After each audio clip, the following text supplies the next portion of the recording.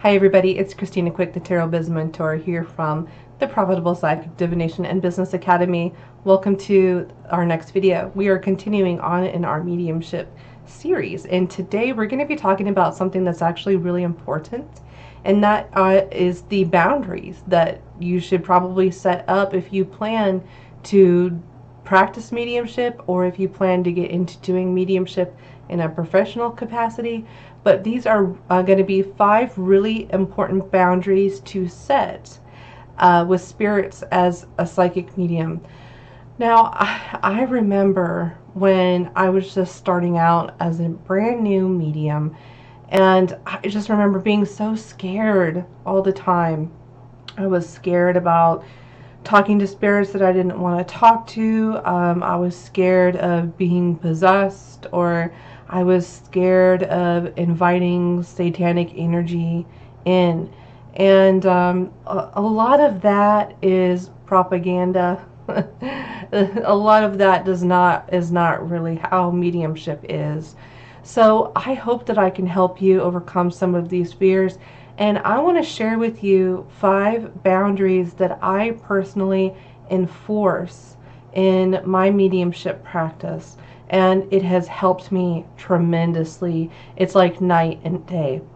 So it might take a little while to kind of establish these ground rules with these spirits and entities, but I promise you that it can be done, and with little consequence or harm to yourself or to anybody else. Okay, I have a lot of thoughts about, possession and inviting negative entities in. Maybe that's a video that I'll do. If you are interested in that, just let me know if you're interested and I will do a video on it. It might be a little controversial, but still, nonetheless, I have been doing this full time for almost a decade. I have been doing mediumship readings for a decade professionally. So I'm not practicing publicly anymore, but I still do them for like friends or family or something, or when the occasion calls for it. And I actually include it in my own spiritual and magical practices. I just don't do it for the public anymore, but I did for a really, really long time. So the first, and I think the most important boundary to set is, 1, acknowledge the spirits, because if you ignore spirits, I have found that they will continually try to get your attention. They will pester you until you blow up. So it's important, I think, if you're noticing a spirit is around you, or you're getting signs that a spirit is around you wanting to communicate, and you're not ready to work with that spirit, or now's not a good time, what I do is I say, I see you're here, now is not a good time, please come back tomorrow, or please come back. This happens especially when I'm sleeping. A lot of spirits try to contact me when I'm sleeping. So if I notice that I'm being woken up, or if I notice that I have a lot of spirits standing at the foot of my bed, I will say, not right now.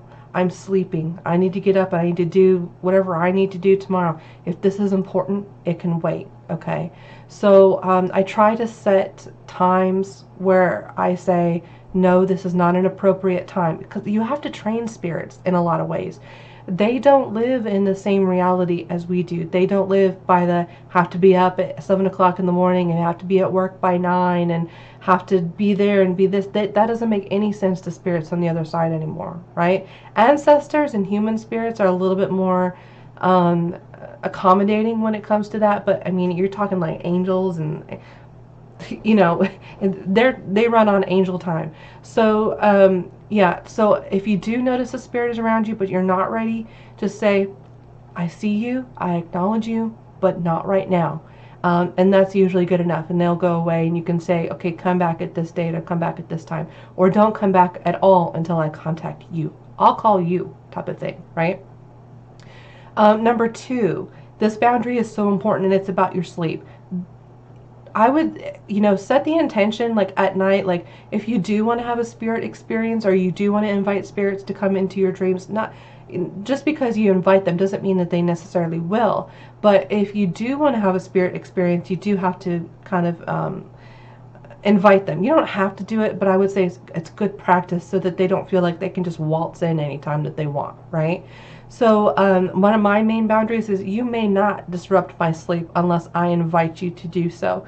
And if you do that, if you interrupt my sleep and it's not a life or death situation, I will not work with you. I will not contact you, right? So make it clear that the times that you do not want, that are important, like at school, okay, or while you're at work, do not contact me while I'm at those places, okay? If you see me and I'm at work or I'm here or I'm there, don't contact me.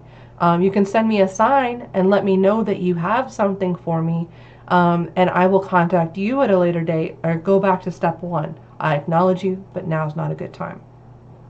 Now, the third boundary that I think is really important to set is to create an astral altar. There are many different ways you can do this. It is a thought form. It's a thought form type magic where you are envisioning, bringing something to life through visualization, through your energy, and you're creating something. You can draw on a piece of paper. You can draw your office on a piece of paper. If you're really good at clairvoyance and you're excellent at astral traveling, you can go and you can create an altar somewhere, and you can actually envision yourself building an altar office, building that office somewhere in the astral space, okay? So really envision it, make it come to life, make it real for you, and say, this is my office. Don't come to me unless I'm in my office. And if you want to be in a mode, go into mediumship mode where you are receiving psychic information from spirits and entities, then consciously choose to go astrally or put your energy into that thought form office. Creating your astral office is so important. I think that has been probably one of the best things. And I kind of envision it sort of like in Beetlejuice, where you go where you're after you're dead and you go see that lady, right? And you have like a consultation about being dead. I think it's a lot. It kind of is like that, where you're seeing people one by one, or at least it's like for me, because when you just say, okay, anybody can come in, because you really want to make sure that you go to your astral altar and then you prepare and you actually let them in one by one.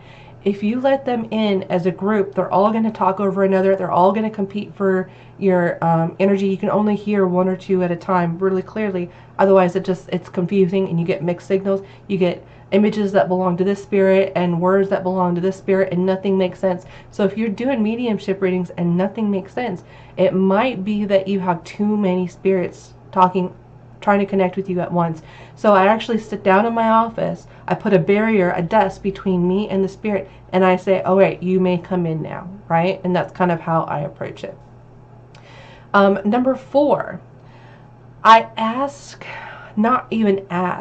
demand that spirits only give me helpful information that's actually going to provide a good mediumship reading, or that is actually going to bring joy or happiness or healing or closure to somebody. There are spirits out there that there are angry spirits on the other side that want to express that anger, and I'm not available for that. So I think that's really important. If you're worried about possession or you're worried about negative energy you say, you know what, only helpful spirits and entities are welcome here. Harmful energy, anger, jealousy, rage, all of that stuff is not welcome, and I will not relay those messages. I've had spirits come through that are like angry, and they just want to rip into the person, like they have some serious like anger, and I will just say, you know what, if you're not gonna be helpful, then you are excused and you need to go, and I will take whoever's next, right? So that's how I really manage my energy when it comes to doing mediumship readings, is I demand that only helpful, positive information. It could be about hard things, it could be about trauma, it could be about regret and loss, but if those messages aren't in some way tied to that person healing or receiving closure, then I don't want it. Then don't even bother. Go on to the next psychic medium who will tolerate your crap, because I won't.